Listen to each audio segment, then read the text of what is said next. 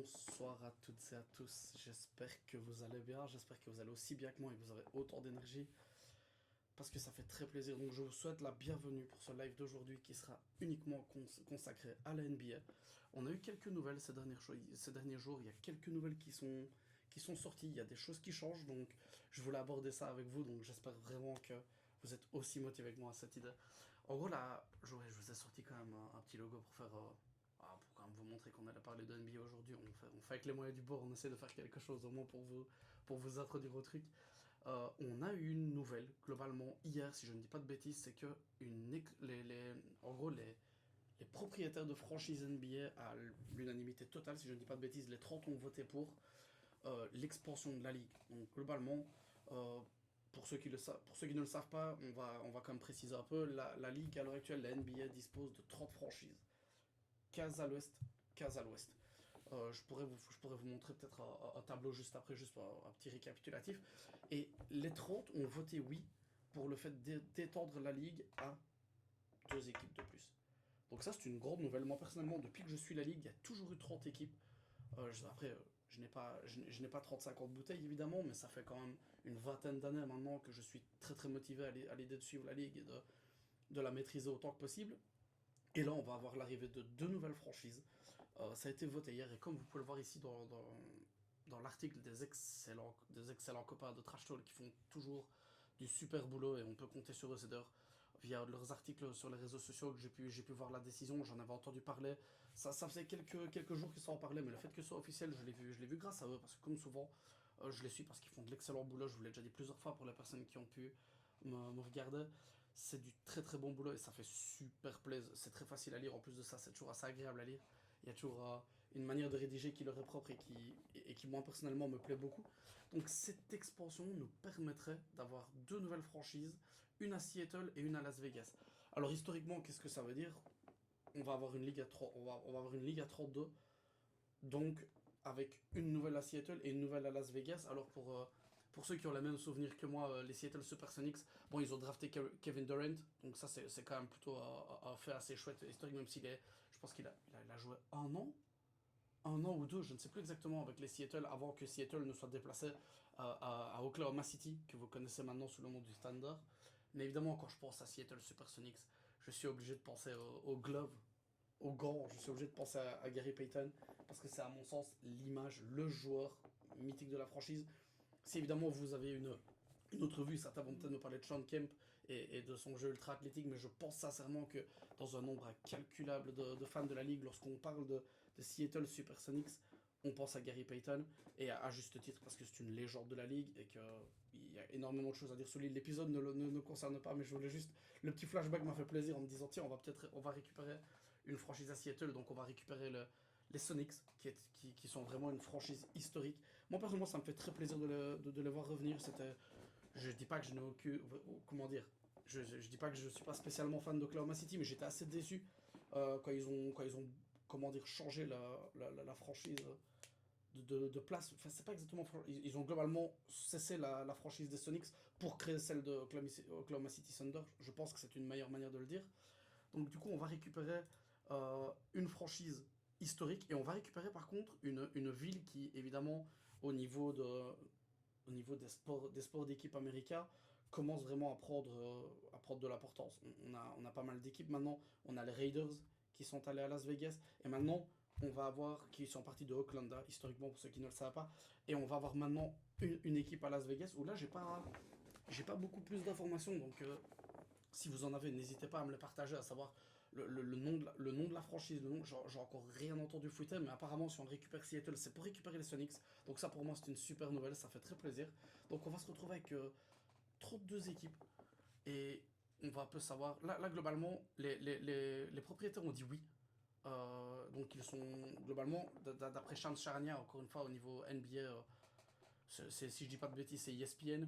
En général, il a beaucoup de choses très intéressantes à nous dire, surtout au moment des trades, il est assez intéressant. Mais là, ici, en gros, on nous dit c'est plutôt quand et pas si.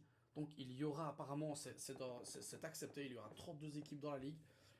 Et on va récupérer, donc, comme je vous le disais, les Sonics d'un côté et la franchise de Las Vegas, où on ne sait.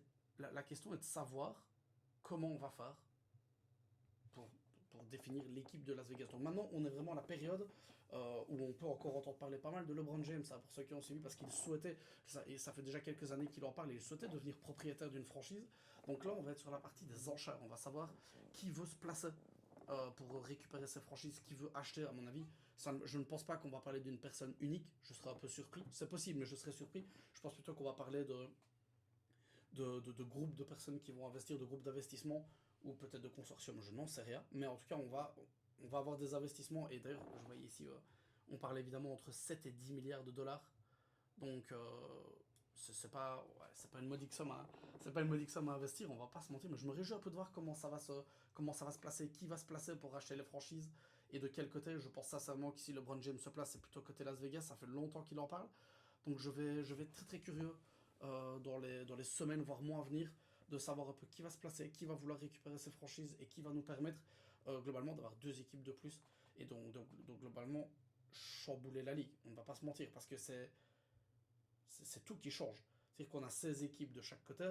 Ça veut dire que est-ce que les playoffs en demeurent à changer? Est-ce qu'on aura juste une équipe éliminée de plus? est Comment les équipes vont-elles être créées? Est-ce qu'il va y avoir, est-ce que ceux qui ont connu l'expansion de la ligue peuvent peut-être nous renseigner s'ils ont un souvenir à ce niveau-là de me dire, oh, euh, ça se passe par la draft, est-ce qu'on va leur mettre des joueurs à disposition, est-ce que des transferts, est-ce que les joueurs libres vont pouvoir signer directement là-bas? Je suis vraiment extrêmement curieux à l'idée de savoir comment ça va se mettre en place. Et il y a aussi une question qui se pose pour ceux qui l'ont remarqué, c'est que globalement, ces deux franchises, ces deux villes globalement, se situent carrément à l'ouest. Donc si vous regardez la map des États-Unis, Las Vegas est à l'ouest et Seattle encore un peu plus. Si je ne dis pas de bêtises et que je ne fais pas une erreur absolument inacceptable, je ne pense pas que ce soit le cas. Donc nous aurons réellement deux équipes de plus à l'ouest. Mais ça, comme si vous vous rappelez de ce que je vous disais au début, c'est pas possible. Il y en a 15 à l'est et 15 à l'ouest. Donc si on se retrouve avec 17 équipes à l'ouest et 15 équipes à l'est, il y a un déséquilibre. Et ça ne peut pas fonctionner. C'est pas comme ça que ça marche. Donc on va devoir globalement déplacer une franchise qui va passer de conférence ouest à conférence est. Ça, encore une fois, de mon vécu de fan de ligue, je n'ai jamais connu. Donc je me réjouis un peu de savoir. Et j'ai vu pas mal de discussions. À l'heure actuelle, il y a deux franchises qui, au niveau géographique, se prêtent à l'idée de passer à l'est. On parle des Minnesota Timberwolves et des Grizzlies de Memphis. Donc, si je ne dis pas de bêtises, je m'étais un petit peu renseigné, on se rend compte que Memphis, au niveau géographique, est plus proche de l'Est que Minnesota, mais Minnesota a le grand avantage de se situer plus proche de villes qui disposent d'une franchise à l'Est. Donc, en gros, au niveau des voyages, des déplacements, Minnesota serait mieux placé pour être déplacé dans une des divisions à l'Est, plutôt que Memphis. Mais au niveau géographique, si encore une fois, si je ne dis pas de bêtises, Memphis est plus à l'Est que Minnesota, mais Minnesota pourrait, en tout cas, euh, se retrouver à l'Est. Et je ne vous cache pas que pour moi, ça c'est plutôt une bonne nouvelle. Parce que c'est une excellente équipe, les Timberwolves. Depuis quelques années maintenant, ils sont quand même clairement pertinents. Ils ont fait des gros résultats. On se rappelle qu'il y a 2 ans, si je ne dis pas de bêtises, ils ont sorti les Nuggets de Jokic en 7 matchs. Et on a évidemment des joueurs, j'en ai déjà parlé pour ceux qui ont eu l'occasion de voir le contenu, mais j'ai déjà parlé, j'adore Anthony Edwards. Je pense que c'est un baller. Et je pense qu'il a énormément de choses à amener pour les années futures. Donc ça pourrait être intéressant d'avoir une sorte de shift de pouvoir, parce qu'on a une des grosses franchises quand même à l'ouest qui irait à l'est, et ça rééquilibrerait un petit peu les deux conférences, parce que sûrement quelques années où je fais pas très attention, mais j'ai la nette sensation que depuis que je suis fan de la NBA, la conférence ouest a toujours été euh, plus, comment dire, plus rempli, en gros, de grosses équipes, que la lutte a l'air toujours plus rude à l'ouest qu'à l'est, depuis que moi je regarde. En tout cas, il y a sûrement vous pourriez peut-être penser à une année ou l'autre où ça n'a pas été le cas, mais dans la majeure partie, je vais dire, de ma vie de fan, il est en fait certain que l'ouest était plus chargé, plus loaded, comme ils disent nos amis états-unis. Il y a en gros plus de grosses équipes et il y a plus de concurrence à l'ouest qu'à l'est. Donc si on déplace une grosse équipe comme Minnesota et qu'on la met à l'est, ça peut un petit peu rééquilibrer le top. Ça pourrait être intéressant de retirer une équipe qui joue quand même le haut de tableau dans une partie de l'Est, et ça permettrait d'avoir des luttes acharnées. Évidemment, reste à savoir le niveau qu'auront les franchises de Seattle et Las Vegas. Est-ce qu'elles vont être bien gérées? Est-ce qu'elles vont avoir des pics intéressants? Est-ce qu'elles vont amener des free agents? Donc ça va vraiment, vraiment chambouler la ligue, et je me réjouis de voir ça. Donc on va avoir une équipe qui va carrément déménager et deux nouvelles équipes qui vont arriver sur la conférence Ouest. Et on parle de ça, si je ne dis pas de bêtises, bah oui, voilà, on peut le voir ici pour la saison 2028-2029. Donc C'est pas demain, c'est clairement pas demain que ça aura lieu, mais on va avoir le temps de voir qui va se placer, comment ça va se mettre en place, et ça va être un de mes sujets de conversation, à mon avis, plutôt favori ces prochains temps, histoire de savoir comment la Ligue va mettre ça en place, et ce que ces deux franchises peuvent apporter à la Ligue. C'est qu'on a, je dis, 32 équipes, quels sont vraiment les impacts. Et je vous avais pris un petit article de CBS Sport, de savoir un petit peu quels sont les impacts, parce que je me posais la question, comment on va faire. Forcément, c'est plus de pics à la draft, c'est plus de mouvements pour les free agents, et on va devoir créer une équipe sur base de rien. Parce qu'ici, c'est pas une équipe qu'on déplace comme on l'a fait je vais dire, de la franchise de Seattle à la franchise d'Oklahoma City. On parle pas de ça, on parle carrément de créer deux nouvelles franchises. Donc c'est-à-dire qu'on va devoir créer les équipes sur base de rien. Et je lis ici, effectivement, j'ai connu aussi dans ma vie de fan que les Hornets sont devenus les Bobcats et les Bobcats sont redevenus les Hornets. Si je ne dis pas de bêtises, ça va être un peu plus compliqué que ça, mais je veux dire, on avait connu ça. Mais je me réjouis de voir comment la Ligue va mettre ça en place. Quels joueurs, quels vont être les premiers joueurs signés, quelle place vont-ils avoir à la draft aussi, parce que comme on sait, vu qu'ils n'ont... En général, vous savez que la draft, et on va en parler plus tard aujourd'hui, la transition sera intéressante, la draft se fait en fonction du classement de l'équipe en saison régulière l'année précédente, globalement. Donc, si une équipe n'a pas joué l'année précédente, comment on va savoir à quel moment ils vont drafter? Donc ça, ce sont des questions qui vont être, à mon sens, très très intéressantes, et on va pouvoir voir tout ça se décanter, savoir est-ce qu'on pourra permettre à des joueurs en fin de contrat de signer directement là-bas? Est-ce qu'on va pouvoir permettre, parce que même un trade, je ne vois pas vraiment comment on va pouvoir mettre un trade en place quand il n'y a pas d'équipe. Euh, Honnêtement, je me demande de voir, mais en tout cas, ce sont déjà des choses, ce sont des choses qui, regardez ici par exemple, ici, est-ce que ça pourrait vraiment, est-ce que le fait d'avoir une expansion ligue pourrait augmenter comment dire, les manœuvres de la free agency? Parce que c'est vrai que ces dernières années, il y a beaucoup de plaintes dans la ligue, euh, d'observateurs qui disent il n'y a pas assez de moves pendant la free agency. Donc la free agency, pour vous donner la période, c'est la période de l'année où on peut signer ce qu'on appelle les agents libres. Les joueurs qui arrivent en fin de contrat et qui ont le luxe de pouvoir choisir la franchise à qui ils vont signer. Donc vous avez vraiment tous les prétendants qui viennent pour les gros joueurs et qui disent on aimerait bien, le dernier exemple qui moi, pour moi était réellement impactant, c'est quand LeBron James est arrivé en fin de contrat aux Cleveland Cavaliers et qu'il a signé aux Lakers. C'était, vous voyez, c'était tout un cirque, autant sportif que médiatique, où il y avait vraiment tous les prétendants qui se mettent en place. Ah, LeBron, nous on peut t'offrir ça, voilà ce qu'on peut. Et ben, je me demande ici, et c'était en regardant un peu l'article de CBS, c'est de se dire est-ce que le fait d'avoir deux équipes de plus va permettre plus de moves à la free agency? Non pas que ce soit quelque chose qui moi personnellement me manque. C'est vrai que c'est toujours intéressant de voir où les free agents vont signer. Est-ce qu'ils veulent avoir le maximum de dollars?